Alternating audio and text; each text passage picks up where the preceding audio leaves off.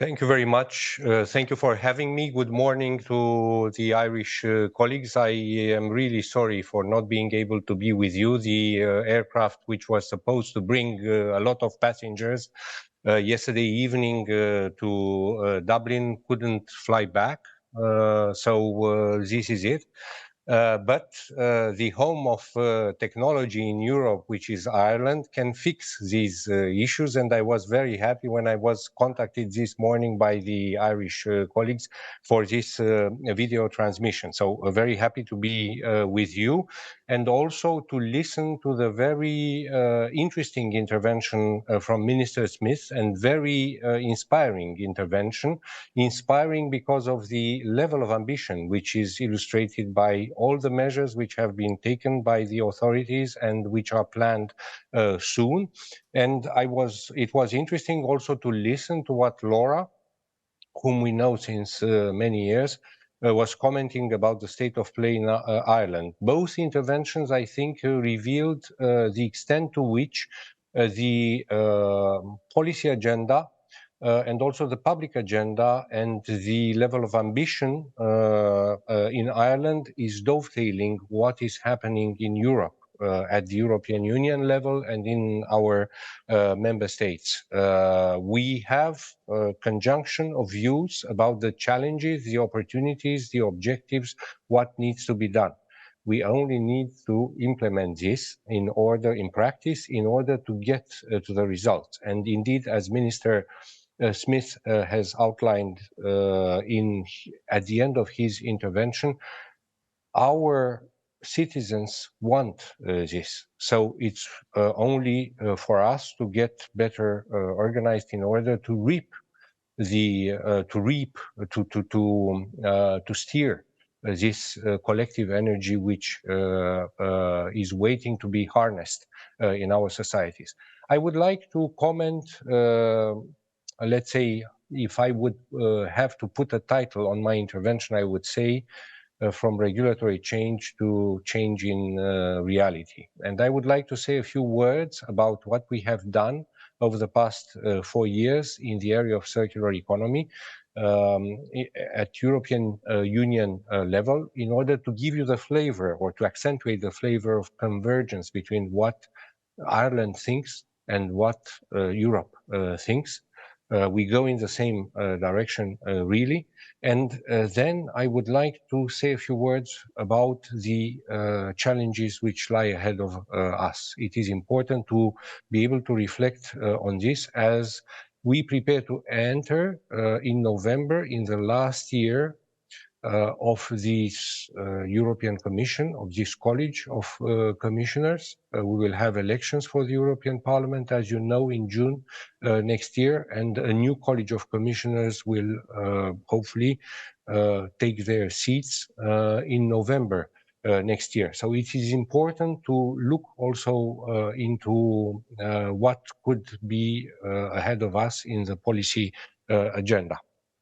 I will only say that we have adopted at the beginning of this political cycle in 2020 a new circular economy action plan, which was leading our efforts, was steering our efforts at European level. It has been welcomed by the member states in the Council, also by the European Parliament, by the citizens as well as being the expression of a high level of ambition defined by the European Green Deal in general, but in this area of circular economy. And we have delivered quite a lot in terms of legislative, of regulatory change. For instance, last year, we have brought forward a legislative proposal on eco-design for sustainable products, for regulation on eco-design for sustainable products that integrates the design and the end of life of products in a single concept, because we realize that 80% of the environmental footprint of a product can be avoided or can be addressed if we embed recycling, reparability, reusability, and other abilities in the design of the products, and we can reduce the carbon footprint and the environmental footprint of our consumption. This regulation on eco-design for sustainable product is also the place where we have tried to devise, and this might be interesting again, for Ireland as European home of advanced technologies. We have defined the key features that the digital product passport will have to meet in the future. A digital product passport, which will become applicable for to many products. We hope to most products, starting from batteries and ending with textiles. And you see in the proposal for regulation on batteries, which has been adopted by the Council and by the Parliament already a few months ago, I think in July, and has entered into force in August, a first concrete application of the digital product passport in the area of the batteries. We have brought forward more recently, in March 2023, a proposal for a directive on green claims, which has entered the co-decision process, and which applies to the voluntary environmental claims on products and applicable also to businesses active on the EU market. Aiming to avoid greenwashing, aiming to avoid false environmental or climate claims that are formulated. And because the public opinion is ever more interested, and in particular the newer generation are ever more interested in buying sustainable, in consuming sustainable, of course, we have seen on the European single market a proliferation of these claims and a certain chaos and a certain indiscipline and a certain confusion for the European consumers. So this proposal on green claims is meant to introduce a certain discipline in order to allow consumers and also businesses, economic operators, they consume as well.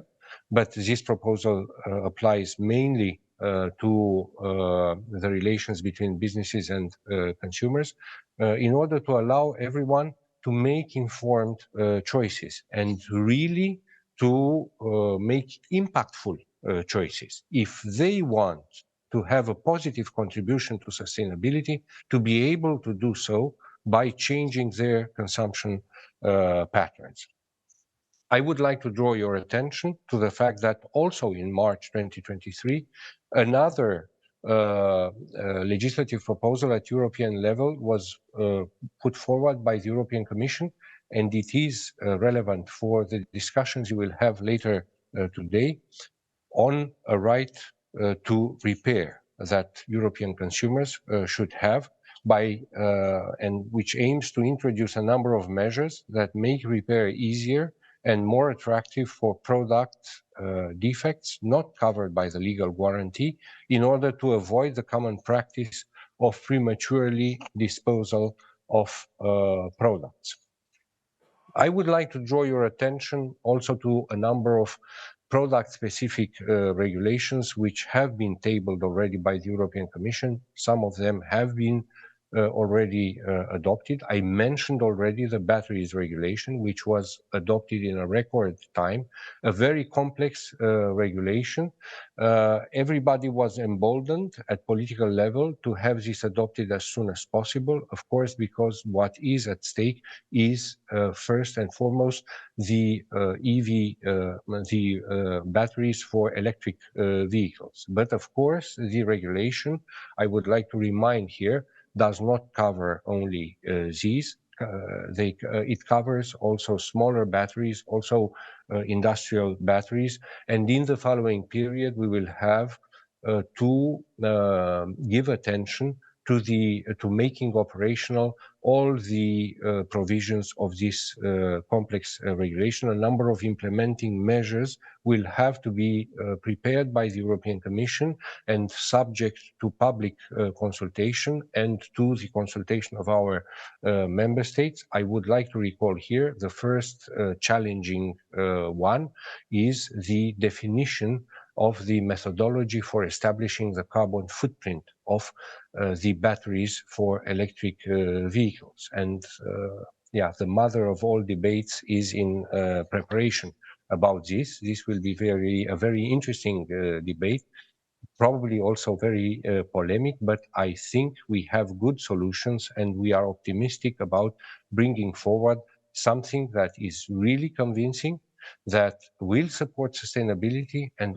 also will protect the competitive edge or will serve the competitive edge of the European industry, which is sustainability.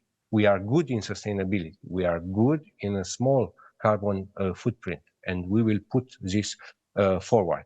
I would like to draw your attention or to mention here also to the, because packaging was mentioned by Minister Smith, we brought forward last year a proposal for regulation on packaging and packaging waste, which is meant to replace the current directive. We had two objectives, key objectives, when we brought this in mind.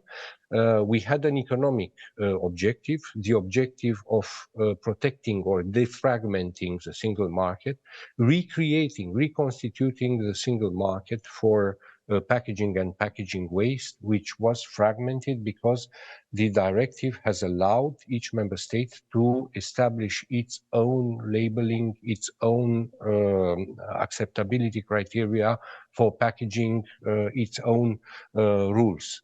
And this has led progressively over a couple of decades to a fragmentation of the single market with economic operators and sometimes also member states drawing our attention to the fact that effectively a lot of regulations differ from a member state to another.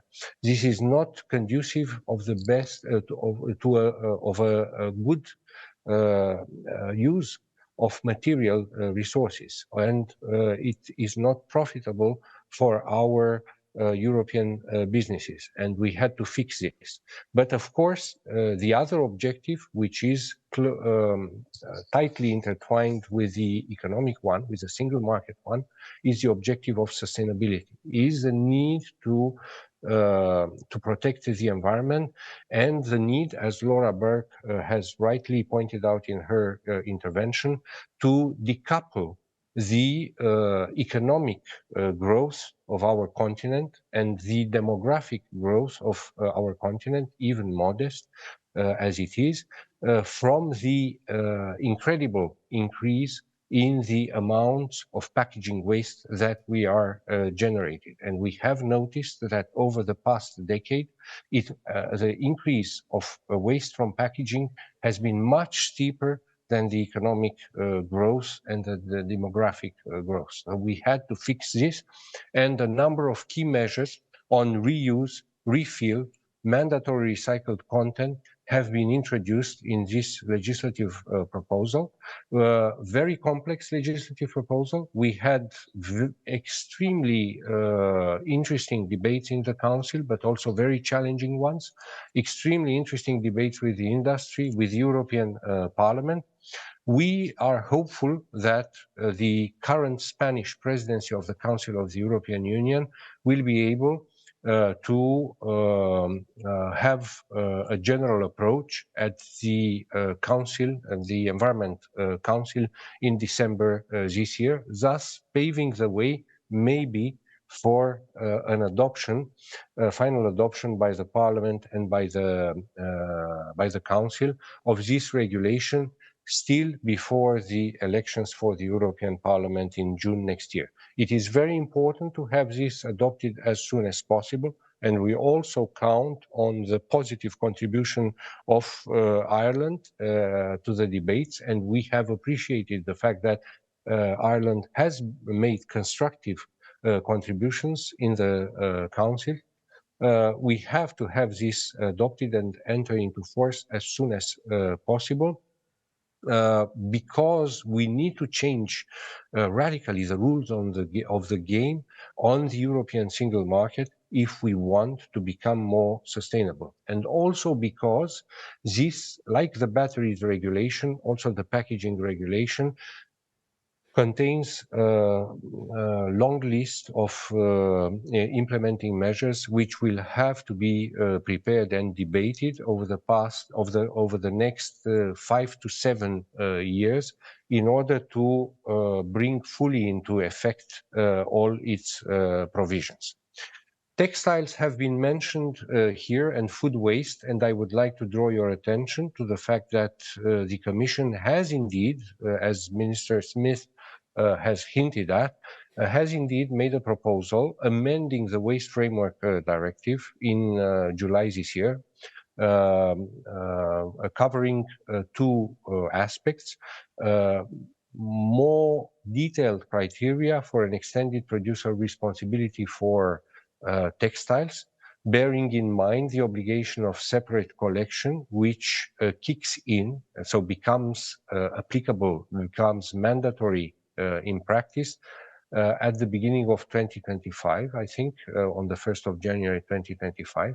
So we have brought forward a number of provisions in order to make more effective this separate collection and to be able to use more or to reuse more the resources that we are currently putting in textile, an area which has a very, very large environmental footprint, not only in Europe, but also globally, because we are one of the premier consumers of textiles, also from abroad, and because the level of ambition of our legislation defines the level of ambition globally and the level of environmental protection globally. It is American economic operators which have told this to us. It is Indonesian and Egyptian manufacturers which have, and Indian manufacturers which have told this to us.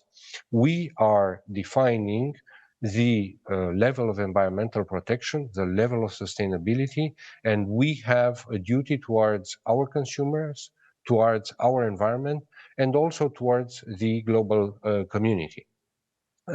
I would say that this proposal that is still under debate and that we have made in July is to be seen in complementarity with a measure on the sustainability of textiles, which is probably to be brought forward by the European Commission in 2025 under the regulation on eco-design for sustainable products. The second pillar of the amendment to the Waste Framework Directive that we have proposed in July relates to food waste, and we are proposing the establishment of ambitious national targets for the reduction of food waste. And I was very happy and very appreciative, if I can say so, when I heard Minister Smith speaking about a 50% reduction target, which defines the ambition of Ireland. This will set a positive trend. I am convinced, and we have proposed next to this also a number of complementary measures in that legislative proposal, which will probably not be adopted during the mandate of the current European Parliament, but it will remain high on the agenda of the Commission, and the Commission will push to have it adopted as soon as we will have a new European Parliament. So the negotiations in the Council, the discussions about textiles and food waste can continue. I have a lot of appreciation about the efforts that the Irish authorities are making also in order to prepare for the separate collection of food waste in practice. And I would like to recall here that indeed we have an obligation to separately collect food waste, which will become mandatory on the 1st of January next year. And it is with this obligation, in view of these obligations, that we have come with also a number of additional measures in July this year. But referring to all these concrete obligations about separately collecting food waste, separately collecting textiles, and so on, that I would like to refer to the challenge of implementation. I have not exhausted the story of all the important legislative proposals that the Commission has brought forward over the past 4 years, but this is not sufficient in order to change the reality. And in June this year, we have brought forward early warning reports about which are a mirror of the performance of our member states in the light of a number of key obligations under the Packaging Directive, under the Landfilling Directive, and under the Waste Framework Directive. And the picture which could be noticed by people curious, taking an interest to read these early warning reports, is that we have a serious problem in Europe. There is a yawning gap between the letter of the law published in the official journal and the reality around us. And more than half of the member states are far from being able to meet obligations which are defined for 2025. 2025 is the day after tomorrow. We have little time for this. So this means that when we look ahead of us, an important dimension of the program of the next Commission will be not only to deliver a number of regulatory measures which are requested by the Eco-Design for Sustainable Product Regulation, by the Batteries Regulation, by the Packaging Regulation, but we will have to deliver also more change into practice. And because we cannot fix everything by regulation from Brussels, and because Brussels does not have enforcement powers by itself, we need to work with the member states. And beyond the governments, we need to work with our local communities. And we need to work with the citizens. We need to invent new forms of getting in touch with meaningful actors which can bring change forward. And we appreciate a lot the fact that you are discussing today also about how to bring forward behavioral change. This is very sensitive, but so important. We will need to devote a lot of attention to implementation in the next mandate in order for the next edition of the early warning reports, which are due in about 3 years, to look a slightly improved picture. And in order for us to be able to report in 5 years' time from now, when the next College of the European Commission will come to an end, a significant improvement across the European Union, which will not only be the prize, the merit of the European Commission, but should be the merit of all our member states and of all Europeans which contribute to the implementation of this important part to the sustainability agenda and to the climate agenda, which is the circular economy. So I thank you very much for your attention and for your interest, I hope, in all this, and I hope very much we will be able to count on your support in the future for the making real the measures which we are working together with the Parliament and with the Member States in Brussels. And I look forward to your questions, your comments, and your suggestions. And also I look forward to hearing about the outcomes of your conference today. Thanks a lot.